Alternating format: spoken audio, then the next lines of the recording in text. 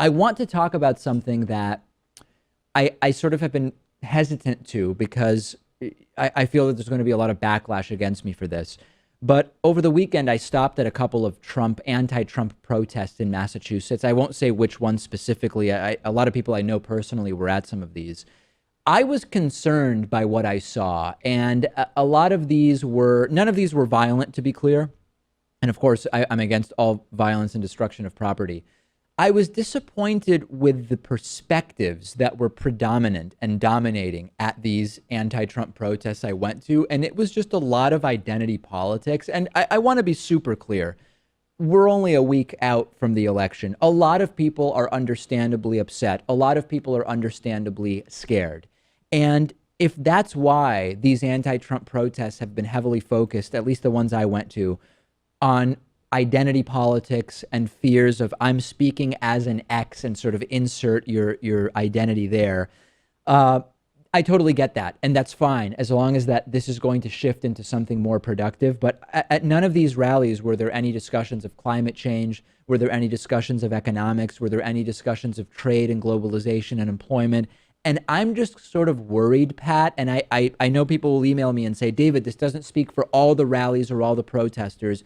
When I heard that half of the people who attended one rally in Oregon or Washington against Trump hadn't voted, you have a right to complain whether you voted or not. But when I hear that half of the attendees never voted to begin with, which, by the way, could have completely changed the outcome of the election, and then I see only discussions of identity politics and a lot of buzzwords and discussions that don't really lead to any kind of action, I am concerned, and I'm putting it out there. And I don't say this as an insult. I say this hopefully as a wake-up call that we need to take this energy and make it something productive.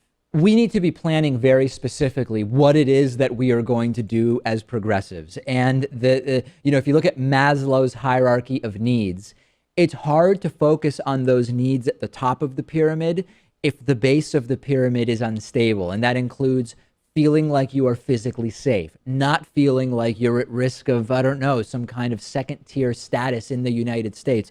I totally get that. But we need to figure out how can we, number one, work with Trump supporters, not that we're going to like the decision they made, but where is there overlap so that we can take the areas where Trump and Bernie Sanders agreed and go forward there legislatively, but also be set up for the 2017 gubernatorial elections that there are, for the 2018 midterms, for the 2020 election, for blocking outrageous Supreme Court justice nominees. All of these things need to be planned very specifically. And I'm a little worried because of what I saw at these protests. Nothing violent, no destruction of property, but I saw a very significant lack of focus on the specifics of what need to be done.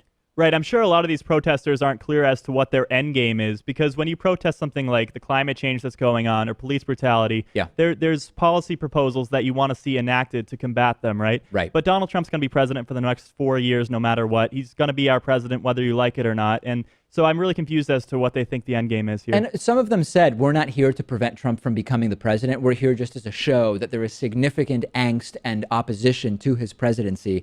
The best way to have shown that would have been for more people to vote, where in in most states, more than half of the population did not vote. Massachusetts, fortunately, is one of the states where more than half of the population did vote. Hillary Clinton defeated non-voters as well as Trump here in Massachusetts. This is hugely concerning to me. This is not a negative coverage of those who want to activate. This is a concern about the fact that we need to be more organized in our activism. I have no time for the voicemail today. We've got some great stories on the bonus show. Sign up at davidpakman.com/membership.